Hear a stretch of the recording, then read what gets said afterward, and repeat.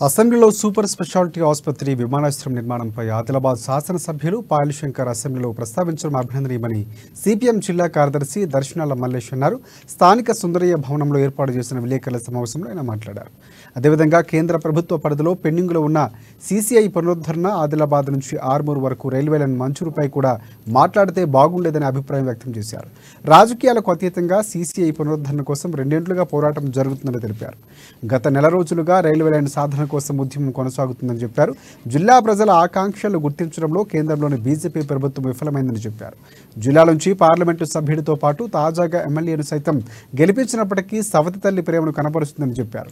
కేంద్ర బడ్జెట్లో నిధులు కేటాయించకుండా మొండి చేయి చూపించిందని చెప్పారు.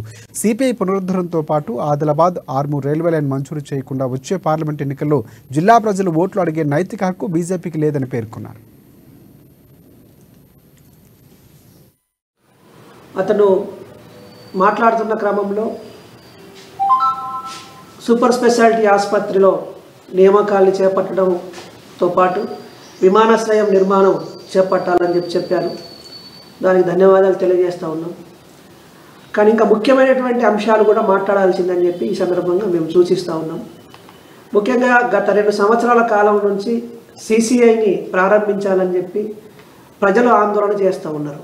దాన్ని ప్రస్తావించలేదు. అట్లనే ప్రజెంట్ ఆందోళన జరుగుతూ ఉంది. ఆదిలాబాద్ నుంచి ఆర్మూర్ రైల్వే లైన్ ప్రారంభించాలని చెప్పి దానికి సంబంధించినటువంటి ప్రస్తావన లేదు. అట్లనే ఈ జిల్లాలో టెక్స్టైల్స్ పరిశ్రమను ఏర్పాటు చేయడానికి అవకాశం ఉన్నది, దాన్ని ప్రస్తావించాల్సింది. సెంట్రల్ యూనివర్సిటీ కావాలని చెప్పి ప్రజల చిరకాల కాంక్ష. ఈ అంశాలను కూడా ప్రస్తావించి ఉంటే బాగుండేదని చెప్పి మేము అభిప్రాయపడతా ఉన్నాము.